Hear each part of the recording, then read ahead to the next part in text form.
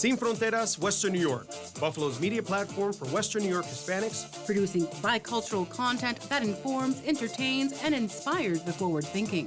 Sin Fronteras, Western New York, delivering bilingual stories, hot topic conversations, and the voices from our Latino community. Sin Fronteras, Western New York. La única producción contemporánea en español y en inglés en la ciudad de Buffalo. Sin Fronteras, Western New York. Your connection to cultural ties in Latin America and hyperlocal news in the Western New York area. Sin Fronteras, Western New York es para ti.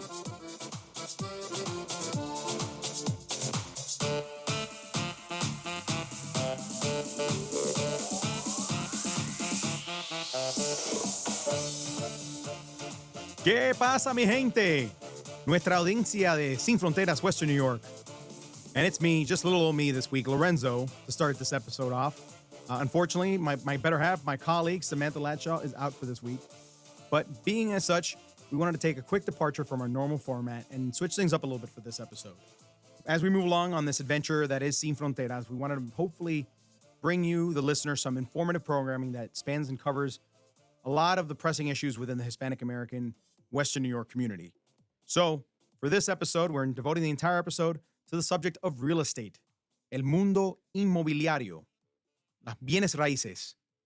Now, this is a topic very much at the forefront of the American populace, but when it comes to us, the Latino community, many of whom come from other countries where it's a lot different to purchase real estate and equity, it's a bit of a daunting subject. So, Samantha and I had the pleasure to speak with a gentleman by the name of Ed Negron. Ed is a Latino here in Buffalo who is a mortgage banker and area manager for U.S. Bank. He's also a member of NAHREP. That's the National Association of Hispanic Real Estate Professionals.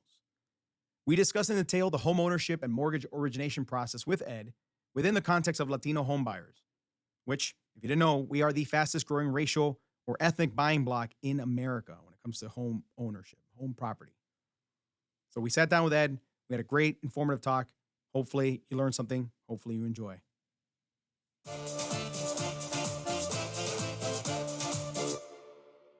Tell me a little bit more about what you do. So I've been a mortgage banker for approximately 30 years now. Basically what we do is we lend to people looking to purchase homes, either single family, investment properties, new construction, 1 to 4 unit families.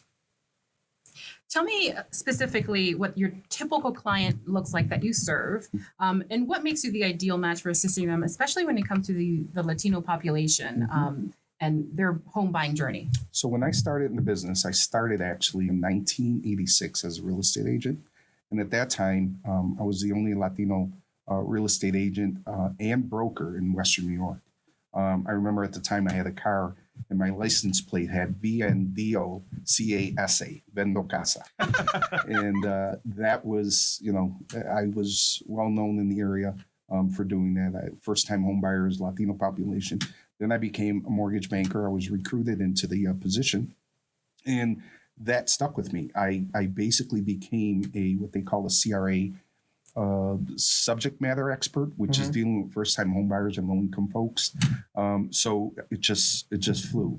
And so I basically have been helping first time home buyers along with move up buyers, affluent buyers, but mostly focusing on low income buyers, helping them maneuver through the home buying process, whether it's through home buyer education, through telling them where to go to find a grant, or making sure that they're in the right product. So someone who might be super new to this whole journey may be confused as to what in the world does a real estate agent do, and how does that differ from a broker? Yeah. Can you break that down? So it's interesting because when you say someone may be confused, everyone's confused. Okay, I'm glad it's not just me. So I say that because the education piece, I remember a long time ago, I went into an office to meet an attorney. He was a high-powered attorney. He was a litigator. He's on the phone. I walk in, he's sitting there, and he says to me, he hangs up the phone. He goes, Ed, how are you? I said, great.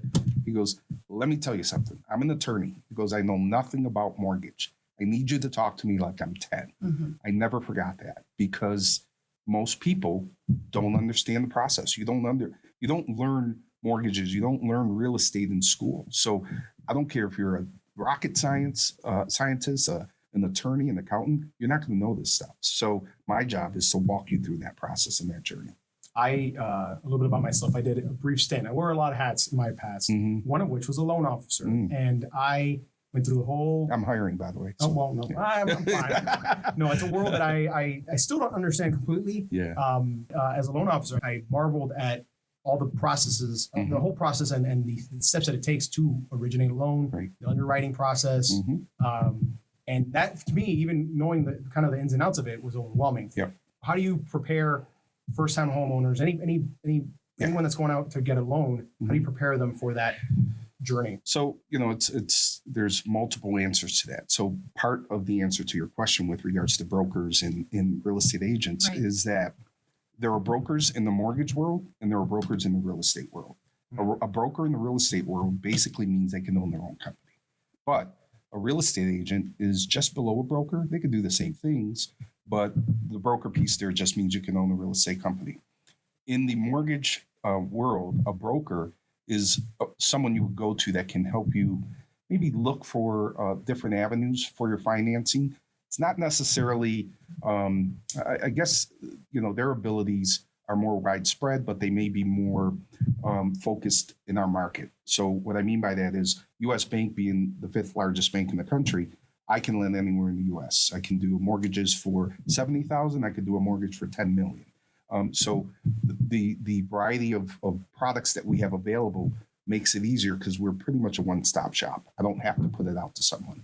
Once we close the mortgage, the loan stays with us, meaning that if you have an issue with your taxes, your insurance, something goes wrong, you just call me and I take care of it or help you take care of it.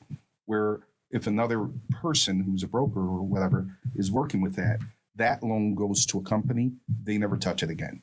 And so it's not a bad thing. It's just, to me, it's a service issue. So I've always been on the mortgage banking side of things.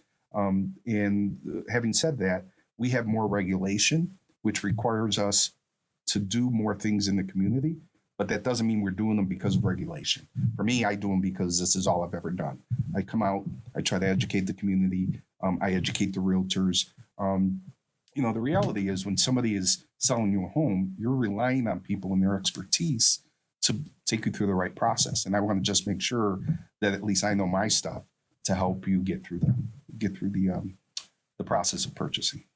If I could further break that down in just 2 bullets, because that was a lot of information. Yes. There. Yeah. So one, you'll go to a real estate agent to help you find a home. Right. Yes, they can help you find a mortgage. Right. However, they'll go to someone like you to help you find the best mortgage. They have more options available than a real estate agent would. Yeah. So a real estate agent doesn't get involved with the financing. The real estate agent just basically helps negotiate the price of the home. When they're looking to sell someone a home, before they show someone a home, they want to make sure that person's qualified.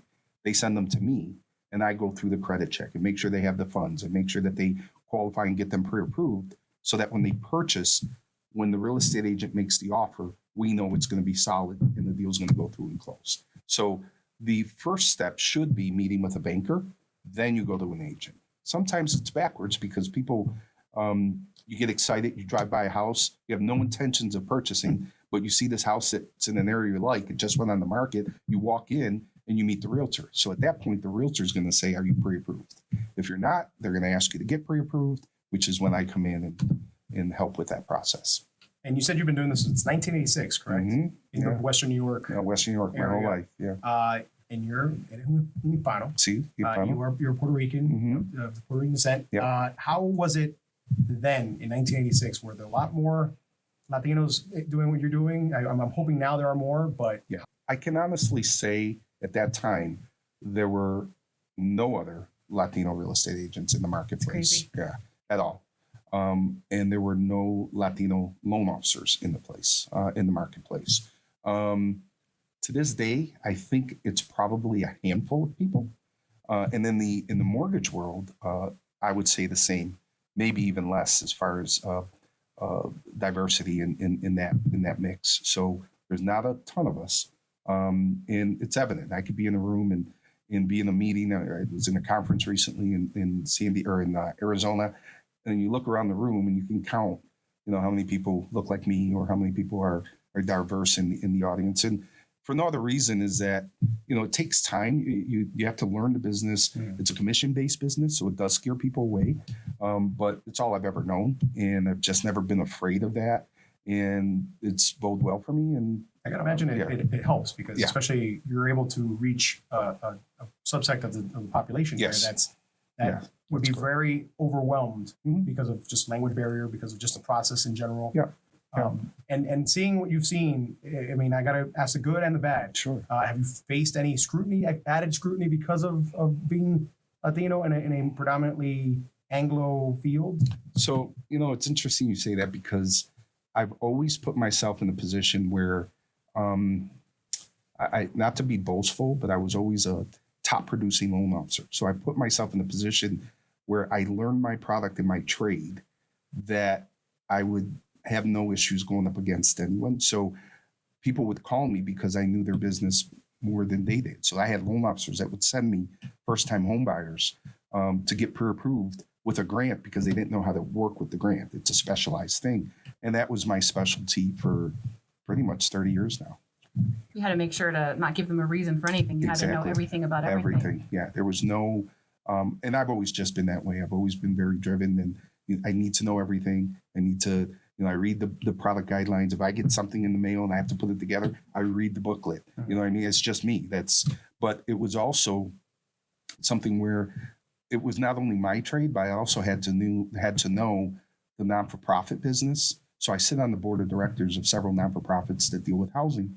And part of that through my career was learning what needed to be done to get a grant so I could tell the customer before they went to get it and be prepared so that when they go to the homebuyer education, when they go to apply for the grant, they're going to get it. And it's always been something that just was natural for me. It's just making sure everybody, education to me as far as this process is the key.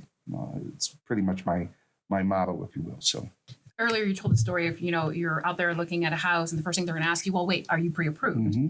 That process, personally, I know it can be very overwhelming. Yes. So talk to me about what does that entail? If you are looking to get pre-approved, what kind of ducks do you got to get in a row? Yeah. So, there's so many variables that go into getting qualified for a mortgage: credit, assets, income. So there's a variety of things that need to be reviewed and looked at.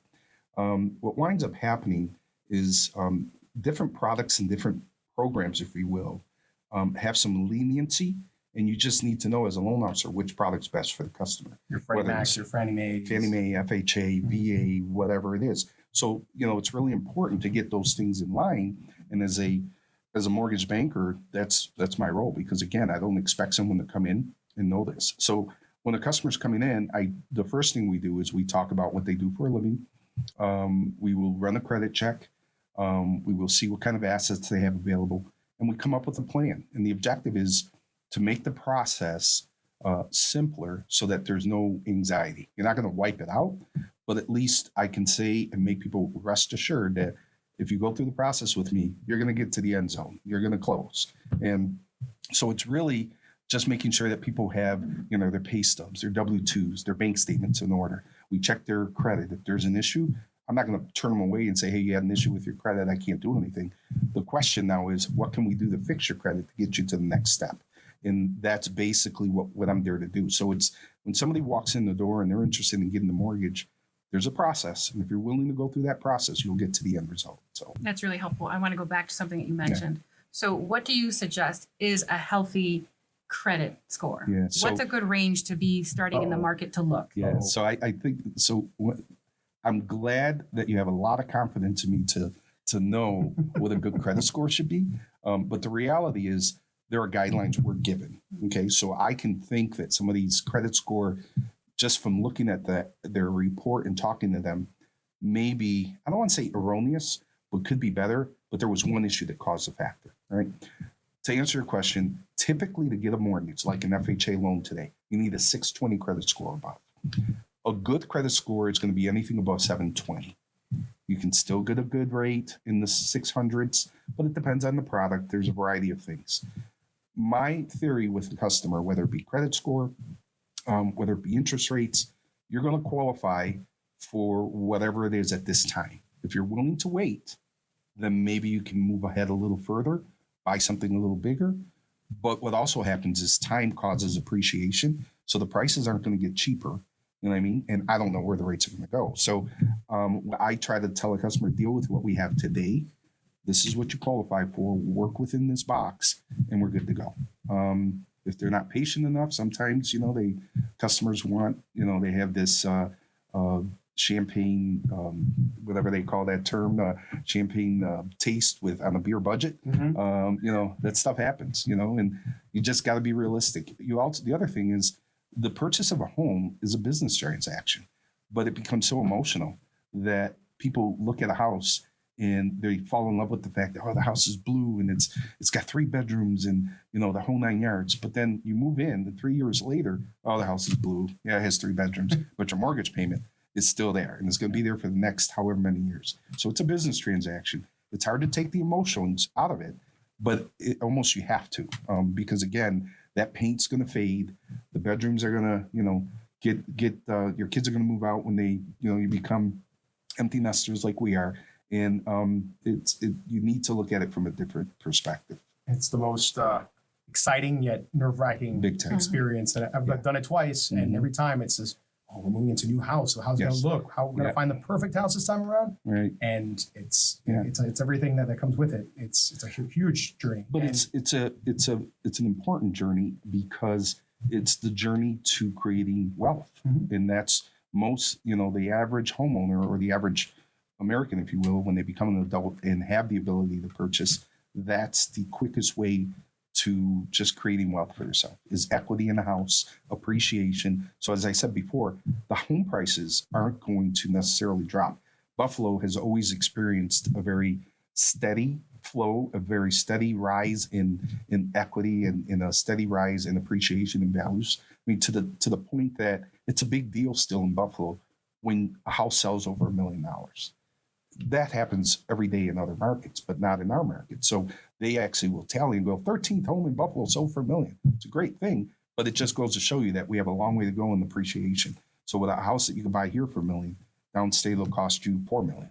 In Boston, it's going to cost you $6 million. I'm just give you an example, but so it's never going to be a situation where let's wait to buy unless you truly have to, because appreciation is still going to factor in. And the prices aren't coming down. And the market's been just all over the place. And that a lot of that has to do with the interest rates and how they've been just all over the place themselves. I remember getting a sub-3 rate not too long ago. Oh, that's good, man. No, it's not good. That was my old house. Oh, that's your old house. The current house is a whole different story. Yeah. But that's been a subject of much debate and talk. The Fed keeps bringing that up and up and up. Yeah. What have you seen in these last 2 years prior, and where do you see the market going with all those changes? Because it's not we're never going to see those sub-3 rates ever again. I think in our lifetime. I don't think so either. But so that kind of goes back to my question on education, or not question, but my thought on making sure people are educated. And when I say people, I mean everyone. So what winds up happening is, I get up every morning, I turn on the Today Show, and they have a guest, and she's a real estate broker in New York that, talks about mortgages. Chances are she knows nothing about mortgages, but she's going to say something about mortgages. And the person will say, well, the Fed's going to move the rate and blah, blah, blah, and all this good stuff. The reality is the Fed rate doesn't impact mortgages, and it's a misconception. The Fed rate impacts short-term lending, credit cards, car loans, home equities. Mortgage rates are based off of the 10-year Treasury, which is adversely affected by the bond market or the investment market. So inadvertently, rates going up or coming down on the Fed Reserve section will affect mortgage rates because it's affecting the market, not because it's affecting mortgage rates. So if the Fed Reserve moves their rate, doesn't mean mortgage rates are coming down. Doesn't mean they're going up. Depends on how it affects the stock market and the bond market to determine what it's going to do. So it's a misconception when people hear, the Fed Reserve rate. That's great. Let it move. We look at stuff that have to do with unemployment or the employment market, the S&P. All those things are going to affect mortgage rates, but the short-term lending rate doesn't really affect mortgage rates. It's what the market does as a result of that rate moving, which is what causes rates to move. misconceptions. That's what I'm here for. But now, would the Fed rates affect new constructions though? No. Not even because of raw material. Correct. So everything affects. So you're asking two questions there. One is, does it affect the rate? No. Does it affect the market? That's a different story. Does it affect the cost to build? Sure. I mean, prices of material will go up, prices of labor will go up, but that has nothing to do with the rate. So the interest rate is in itself a separate entity that's factored by the 10-year Treasury, and then some other things that mortgage-backed securities, things like that, affect mortgage rates. But the federal rate itself is not directly tied to mortgage rates. So I hear it all the time. I get that question all the time. And I'm always eager to jump through the phone or through the TV and go, no, that has nothing to do with that. That's by a former loan officer. Yeah. Yeah. But you know what? It's again, it really is, it's detailed, it's involved. And that's the purpose of having a loan officer or a manager like myself to walk you through that process. So I'm going to follow up on something that you said earlier. Sure. Times are different now, though. And yes, there was a time that buying a home was a goal for everyone and was the, American dream. But that's not really the case anymore. No. A lot of people just can't.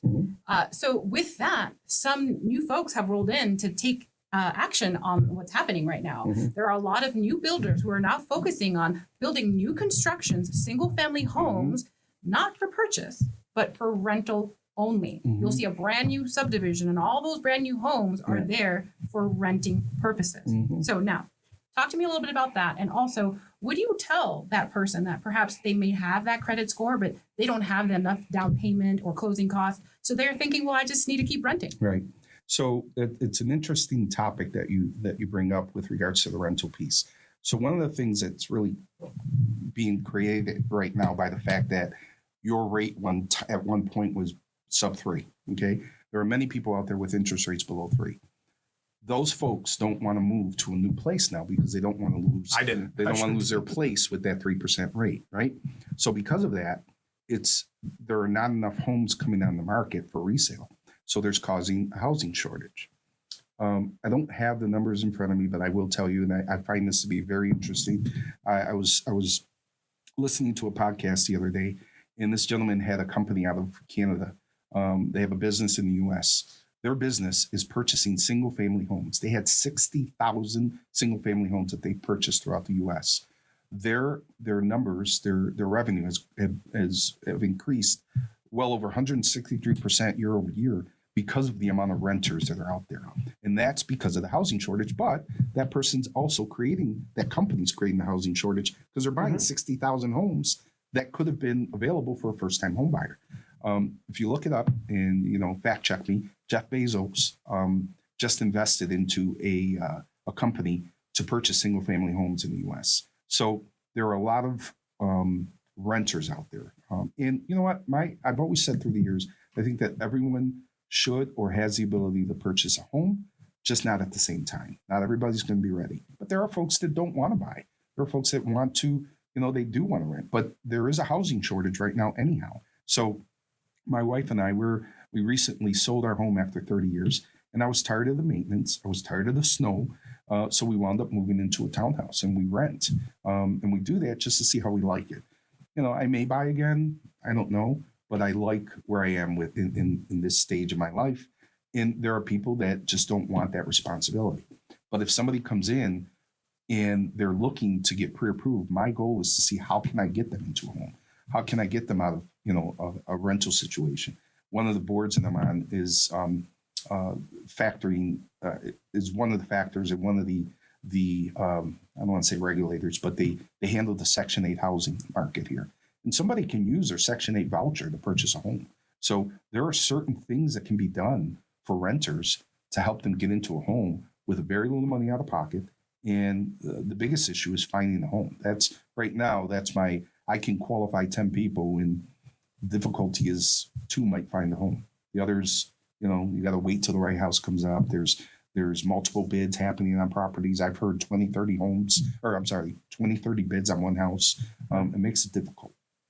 Arrived is the company that Senor Bezos Thank you. Thank you. has backed. And Leave it to Lorenzo to fact check me. well, Thank you. It's appreciate an it. angle that I think it's great you bring up because I feel like the shortage has become It's a big issue. it's all income. It's revenue generation. Yeah. It's private equity and investors that are getting into a lot of purchases, and that's what's driving up the price everywhere. And to to go back to your question, you had a question on new construction. Mm-hmm. To enter into new construction nowadays, a house that you would have been able to build for $200,000 5 years ago is going to cost $4.25 today. And then the land. And exactly. So it's nothing's getting cheaper. It's all just a matter of when you're ready, just jump in and do it. I mean, and I don't mean jump in and do it. You're going to do it with direction, but there's never. It's almost like having a child. Is there ever a good time to have one? You know what I mean? I guess you can plan, and I have had two, and they've turned out well. But but for the most part, it's you try to plan, and you hope for the best. You know what I mean? But again, I would do. If you can pay rent, you can purchase a home. Well, during the pandemic, people were buying these houses outright cash. Yes. Especially in our area, they were coming from bigger cities where they're used to, bigger costs, Yep. And buying houses cash, which added to more shortages in our absolutely. area. So what does that look like now? How the market changed, and what's a typical down payment that you need now? Yeah. So, it depends on, first of all, the market in itself, again, there's a housing shortage right now. There's very little homes on the market. And so when one does come on the market, you got a bunch of people, a bunch of buyers looking at that same home. So you have to be in a good position. What winds up happening, and I think it's very frustrating. I recently was on a panel with 4 other panelists, if you will, regarding fair housing. And one of the things that we brought up was the fact that there are multiple programs out there that are designed to help the first-time homebuyer, whether they be Latino, whatever it is. The issue is if it's a FHA loan, if it's a VA loan, there's some additional things that come with that, meaning that the appraisal might be a little stricter, whatever it might be, but that might be the only product that customer can qualify for. What'll happen is when a house is for sale, the homeowner may not want to accept those products because they're guaranteed by the government, and they come with a little extra stipulation. So it knocks that customer out of the running for buying a house. And so to me, I think it's unfair. It's you can't tell a homeowner who to sell a house to, but I think that things need to be done on the product development side to help those programs be more accepting to sellers, so that everyone has a level playing field. And that's one of the things that I've seen become more of an issue, that you have customers who have to use a specific program. If somebody has a low credit score, they're going to go with an FHA loan because the FHA is more lenient, allows for more flexibility, and your interest rate doesn't change based off of your score. But if you have to go with a conventional loan, which is sold to Fannie Mae or Freddie Mac, then it becomes a little different because your score impacts your interest rate. When you're buying a home, does it differ per state? For example, if you're a first-time home buyer in New York State versus one in Florida, is it different? Or just in general, buying a home here versus, let's say, Florida, who tends to have, looser laws on things, generally speaking? Yeah, so it's a good question because, first of all, to be considered a first-time home buyer, the definition of a first-time home buyer is anyone who hasn't had a mortgage or written off mortgage interest on their tax returns for the last 3 years. So if you owned a home and sold it, and then haven't bought a home in 3 years, and now you come back to me, you're a first-time home buyer. That's a trade secret. It is. Yeah, that's a good one to know. Bring that one. So you're a first-time home buyer is the definition is 3 years. So if you haven't owned a home in 3 years, you become a first-time home buyer again. That is the same anywhere you buy. What changes in the different markets is the median income. So for instance, to qualify for grants and subsidies in this marketplace, a family of 4 have to make $76,400 or less to be a moderate income family to qualify for grants and subsidies. That number might change in Florida. It changes per county wherever you go. That number changes in downstate New York. It changes. So each market has a number that they can use. And there's a website. It's the FFIEC website that we go on, put an address in, and it'll tell you what the HUD median income is for that area. It's not Zillow or No. These are government run websites that the government uses to regulate lenders. Thank you for clarifying that, because I don't know if it was true or not, but I was told that, you need less down payment if you buy a home in Florida. No, not at all. Not at all. That's not accurate. When it comes to purchasing a home, you can get into a house with as little as 3% down. If you're a veteran and you have a VA eligibility, you can buy a house with 100% financing. All right. But if you're buying a typical home as a first-time home buyer, and you don't even have to be a first-time home buyer, you could be a home buyer moving up, you can get in with as little as 3%. And that applies nationwide? Nationwide, yeah. There's a misconception, all right? Most people think that the banks make money on the interest that are paid on a mortgage, right? That's not how the banks make money. What the bank does is the bank basically originates loans for the benefit of selling them and taking care of them. And I'll give you an example. The bank will originate, U.S. Bank will originate a loan, I'll originate a loan to guidelines given to us by, let's say, Fannie Mae, right? Once we originate that loan for Fannie Mae, the objective is to close it. And then once we close that loan, we sell the loan to Fannie Mae, right? The Fannie Mae now owns that loan. After Fannie Mae has taken possession of the loan, they want nothing to do with it. They're like, listen, we bought it from you, but you take care of it. For taking care of that loan, we're going to pay you a fee. That fee is called servicing. That's where the banks make money. Fannie Mae is collecting the interest, where they're paying us on servicing. The bank I work for services approximately $260 billion worth of loans. So what that means is every month we're getting paid to take care of that loan for Fannie Mae. If there is a situation, sometimes you'll hear people say, oh my God, my mortgage was sold. Now I used to be with this bank, now it's with that bank. It's not your mortgage that was sold, it's the right to take care of it. So if we have $260 billion worth of mortgages that we're taking care of, that value for us on that servicing is probably $3.4 billion. That means that we're going to make $3.4 billion taking care of that, right? Every now and then a lender might say, we're going to sell a block of loans because we want to upgrade our software or our computer systems. We're going to take that money and we're going to sell it to another lender who's going to take care of it. Now they become the servicer, and then we'll collect upfront money for the loan we just sold, to the servicing rights we just sold, and we take that money and we invest it back in the bank. So it's convoluted. There's a lot of things going on, but the banks don't make money on the interest. Where I'm going with this is the products that are set out there for purchasing, whether it's a first-time home buyer, investor, jumbo home buyer, are already given to us by investors like Fannie Mae or Freddie Mac. Those guidelines and those programs are the same all over the country. So somebody buying here has the same guideline as somebody buying in California or somebody buying in Florida. Nothing changes. There might be some programs that are available through the municipalities, that are available through the non-for-profits to help people purchase homes, but it's not the product that's changing. So again, nothing's going to be different in a different state. What's going to be different is maybe the ability to help you get into that house. So, and then the other thing that, I tell people, as you're looking to purchase a home, everyone gets fixed on the interest rates, and everyone gets fixed on there's so many numbers running around. But when I break it down and I tell a customer, listen, you're qualified for a house that you could buy for $180,000. They're like, well, okay, but we really saw this one for $200,000. That's great. Let's run the numbers.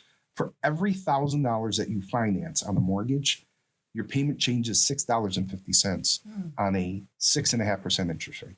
So if you find a house that's $10,000 more, your payment's going to change $65, right? So in the grand scheme of things, while you're worried about whether or not you can afford it, yeah, it's probably one or two less pizzas a month, but you're going to be able to get into the home. And so, it's a scary thing just to think of the fact that what happens in most cases is somebody might be paying $800 in rent right now, hypothetically, and the mortgage payment might now look like $1,300. So the jump from 8 to 13 scares people. But the reality is, once you're in the house, you're going to tend to go out less. You're going to enjoy your home. You're going to find a way to make the payments. It's going to work. And it's just a matter of getting over that initial anxiety. But again, back to my initial conversation or my initial thoughts when we started, just educating, just understanding what makes this business work. You're not going to remember everything. That's what I'm here for, and I don't. But the fact is, just understanding the process to a small degree is going to help you, and then I help the rest of the way. You mentioned worries, anxiety. These are all things that I specialize in. My mom says, "Tú te preocupas demasiado." Yeah. I have to. I'm a parent and an adult. Yeah. Last time I checked. Yeah. the 2008 subprime mortgage crisis. Yeah. It was from 2007 to about roughly 2010. Some people say or worry that that proverbial bubble could also burst here now. Yeah. But correct me if I'm wrong. After that 2008 mess, we put stopgaps in place to prevent that from happening again. Yeah. But could you potentially, without too much doom and gloom, could you see something like that where homes could be undervalued, underwater as Yeah. No. So there's too much regulation, too many eyes on that. I don't foresee that happening again. That's my opinion. That particular situation took place because there were a lot of people buying houses on speculation, and there were people that were buying homes in certain markets, and not just limited to that. But an example would be people were buying homes that were just selling off the shelf. I mean, they couldn't keep them in stock, so they would go down to areas that were common for second homes and then buy a house on speculation and basically commit to getting a mortgage for a house that they knew they were going to be able to sell the day that they closed. Now what happened is the market turned. They were in this position where they had to buy this house on speculation. And when they bought that house, they couldn't sell it when the market at that time because the market turned for the worse. So now they had to be foreclosed on. So they were making money when they could, but when the market turned, they got caught in a bad position, and it wasn't good for them. So that some of that was taking place. We used to have some products out there that were very they were very loosey-goosey type products. That there's too much regulation going on today. That's not going to happen. As far as I'm concerned, it's not going to happen. Are you able to talk about buying or selling a house or buying a house overseas? So, like, let's say you want to buy a house where, your family's originally from and you're from Cuba. or revenue? Yeah. So, it's interesting because my wife and I considered just buying a second home in different places. We're still on the fence with that. My theory is if you buy a house someplace else, you're obligated to go there as opposed to not buying someplace else and renting for a month here or renting for a month there. But so what winds up happening is there's regulations and there are restrictions in place by the various countries. So somebody can't just come from London or from wherever and they could buy a house here, but they'd have to pay cash. When you're paying cash for that, there's a lot of scrutiny and eyes about where those funds came from. Ever since 9/11, the Patriot Act, anybody with funds in the U.S., if you have more than $10,000 or $20,000, you have a lot of movement in your checking accounts, it could be an issue, and you just have to verify where the government wants to eliminate money. The origin of the setting. Exactly. So having said that, for someone to come here from a different country and buy, the chances of them getting the mortgage right away, it's going to be very tough. Your visa is going to determine what type of financing you can get, your residency, what you're doing for a living, how long you're going to be here. There's some variables that really come into play. The same thing applies when somebody's going to go from here to another country. So we were recently, last year, we were in Aruba, and we love going there. I've been there many times. And when you move there, you cannot purchase a home right away. You can't go to Aruba and get a job because they don't want you to take jobs from their people, from their citizens. So the restrictions are going to be based on what each country gives. So to answer your question, what a lot of people do is because they've built up so much equity here in the U.S., let's say on some of their homes, they'll take a home equity on their home here and pay cash for a house in Puerto Rico, or pay cash for a house in the Dominican, or they'll pay cash using their home equity line and the equity on their home here to buy a house out there. Very rarely are you going to be able to get financing for a house out there unless the owner is willing to hold the mortgage. That means it's private financing. But each place is going to be very unique. And then there are going to be some situations where you want to be conscious of what you're purchasing because there could be some clauses with regards to non-citizens and the ability for the country or the government to take that property for some reason if you're not paying the taxes. And the same thing happens here.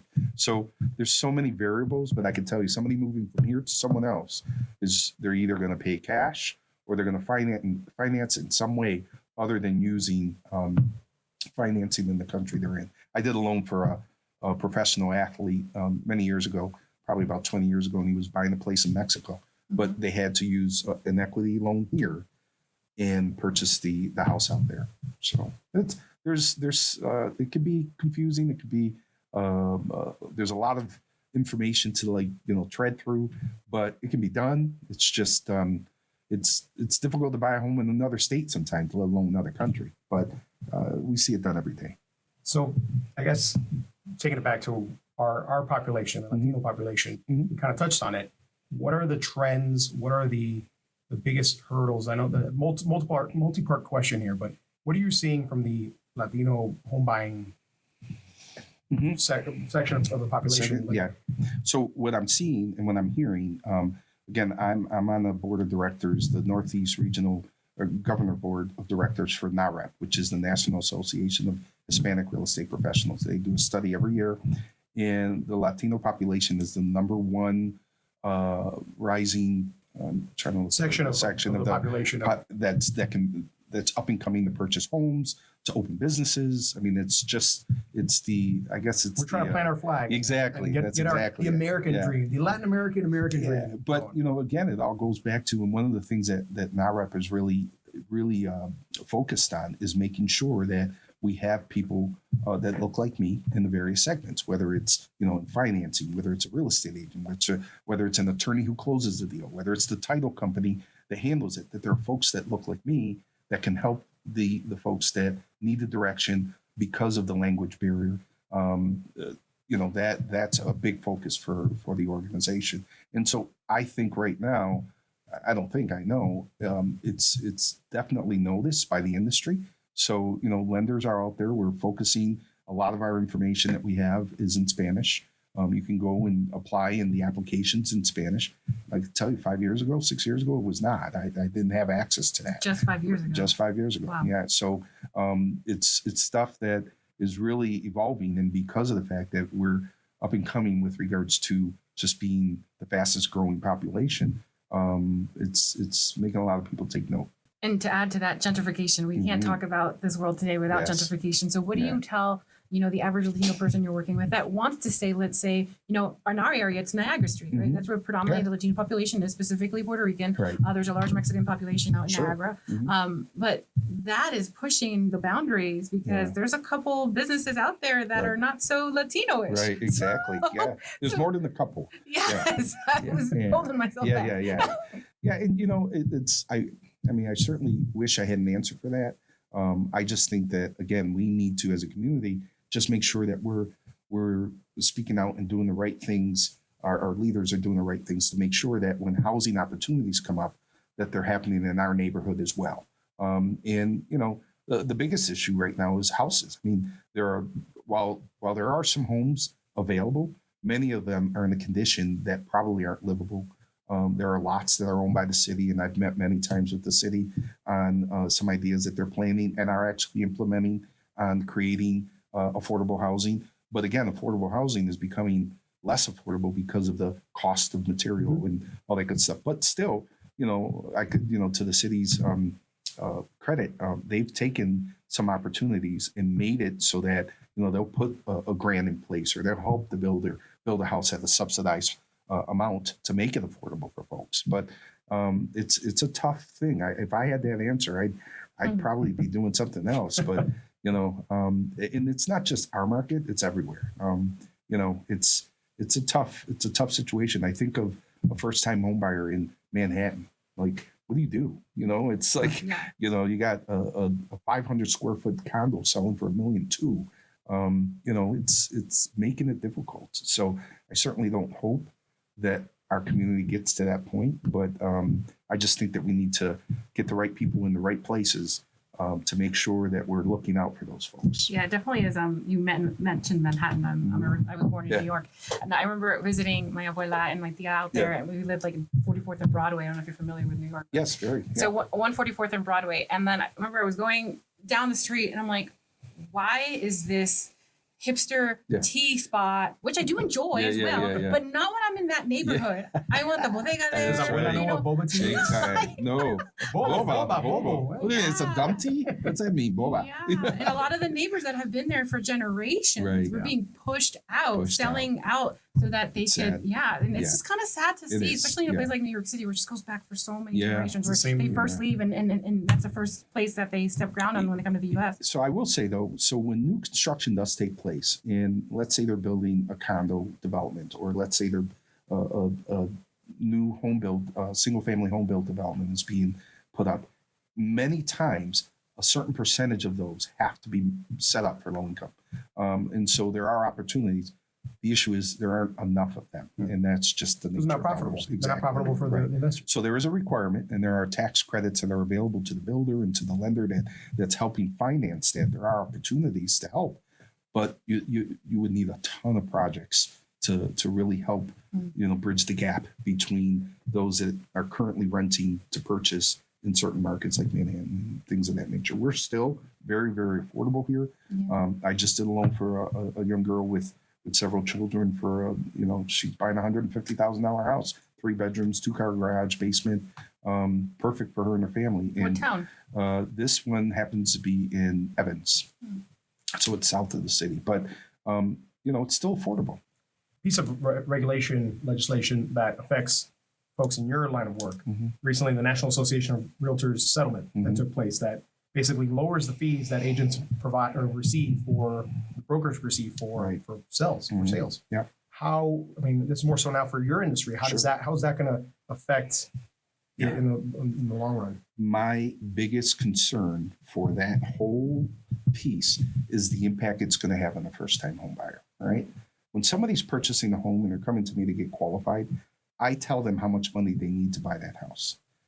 If the commission isn't paid for by the seller, which it traditionally has, and that's been the whole crutch of the whole problem, is that traditionally this is how it's done. If it's not paid for by the seller, the borrower has to pay for that commission. Most folks don't have the means to pay for the down payment and closing costs, let alone now have to come up with the cash to pay for their broker. And all those fees that come up with at the table afterwards. Yeah, well, and it's this. We're talking about one fee right now, and this is the commission. And so basically, traditionally, what would happen is a real estate agent would come in and say, "Yes, Mr. Seller, I'm going to help you sell your home. To sell your home, the cost to sell, we're going to charge you a 6% commission. Of that 6% commission, we're going to give a selling agent that comes in and sells it. If I don't sell it as a listing agent, we'll give them half of that 6%, which is 3%." Well, the concern with this lawsuit was that the seller never really had a say as to whether or not they wanted to pay that 3% to that selling broker. So now what happens is a real estate agent looks at a listing and says, "Oh yeah, this house is for sale. They're offering a 3% commission. So that means we'll split the commission with the listing agent." If you take that out of the equation, I think it's going to impact two things. It's going to impact the seller of the home, who now does not have an agent really, I guess, I don't want to say not working on his behalf, but if you're not paying that agent for it, the likelihood of someone wanting to sell your house for free is going to be difficult. You know what I mean? There's so much regulation. That's my opinion, not anyone else's, by the way. But I think it's going to create more friction, more issues for first-time homebuyers than any other segment of the population, which is going to impact the Hispanic population because we're a huge percentage of the first-time homebuyer segment. And that's one of NAHREP's biggest issues is first-time homebuyers going to be impacted by this. It's going to settle. They're going to be. We'll get through this, and we'll find a way. The industry will find a way to, get back to normal in some capacity. I don't know how, but the bottom line is the way it's set up right now. If the borrower is supposed to pay for the commission for an agent to show them their home, they're scraping the money up to buy their first home, let alone come up with extra cash. 3% on $100,000 is $3,000. $6,000 on $200,000. So it's just going to create more anxiety, more issues for that. So Ed, we got to ask you, as a show for Hispanos, for Latinos here in Western New York, you are Puerto Rican. We said that right off the top, but how do you hold on to those roots, those Hispanic roots out here? What are your favorite things about being Hispanic in Buffalo? So as a kid, I have a lot of memories. With my culture, my parents were very good about, first of all, talking to me and teaching me Spanish, but the music and the food and all that good stuff. I play. I'm a percussionist, and I'll play Spanish, songs every day. I get my kids listening to it. Tito Puente fan? Everything. It doesn't matter what it is. I listen to it, and so it was always part of me growing up, and I've never left that. Through the years, growing up, I married a American girl, so my kids are. Welcome to the club. My wife is Italian and Polish, so my kids are Polo-Talaricans. Oh, goodness. But yeah, that's my own brand. I take care of that. But the culture for me has always, it's something I grew up with. We were at my grandmother's house and just visiting with my cousins. We had a large family. And so the food and the parties and the picnics. And so it's something that, it's just, I don't even think of it as it's just something that's been natural for me.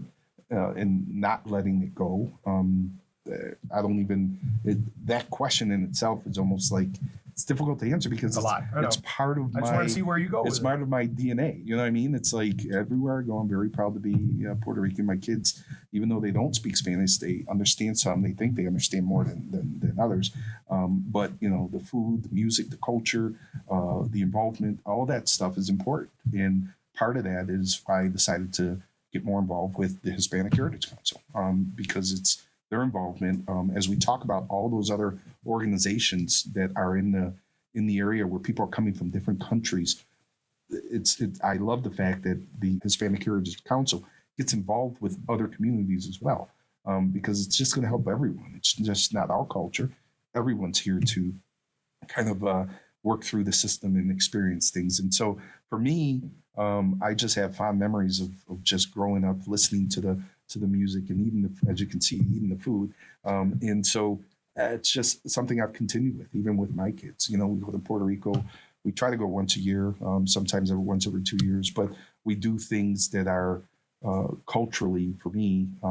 We still celebrate Three Kings Day. We still celebrate, my birthday is December 24th. And I always joke and I tell people, if I would have been born one day later, my mother would have called me Jesus. You'd be talking to Jesus right now if that was the case. But it wasn't. I was born on the 24th. But, it's just strong family connections, ties through the years, very close cousins, all that good stuff. And so that, to me, is what keeps, the fire inside burning when it comes to culture and how you continue to hopefully give it on to your kids. Our music is so special. It is. It brings in sounds from all over the world to create this one unique rhythm that we have. Yeah. And, my abuelo would say that la música de nosotros puede despertar los muertos. See, absolutely, yeah. He used to play the guira back in the day. I could have a very stressful day, and I tell you, I'll have a stressful day. I'll get in the car, and I'll just put on a salsa song. What you put in? No, I love old stuff. I love like Willie Colon, and I love the Seda Solar with Ruben Blades, and that stuff changes your mood. Changes totally, like gets you out of the mindset that you're in. And I've always felt that way. And, a lot of my cousins have been very engaged in the music as well. And so I could see that that's kind of been brought down from our uncles and aunts and grandparents and all that good stuff. The ancestors. Yeah. But that's really my story on culture and all that other stuff. So, but I do speak un poquito de español. Un poquito. Sí. Yeah. I think that's... Yeah, if you don't use it, you lose it. Yeah, that's pretty much it. Yeah. It is. Talked about a lot here today. I learned so much. I feel like I've I'm ready to go back into the loan officer world. I'm ready. We'll take it. Is there anything that we didn't touch on that you'd like to make sure you say today? No, again, I just think that it's a matter of just early. It never hurts to ask questions early. Even if you're thinking of buying next year, I love when people call me and say, listen, I'm looking to start looking next year. Perfect. Let's sit down, come up with a plan. Kind of like you guys are too young for this, but AAA would give you a triptych where they would actually plan out your trip instead of using GPS. It was all on paper, and they would just pre-MapQuest. Pre-MapQuest. Oh my God. Yeah. Listen, they're like, what?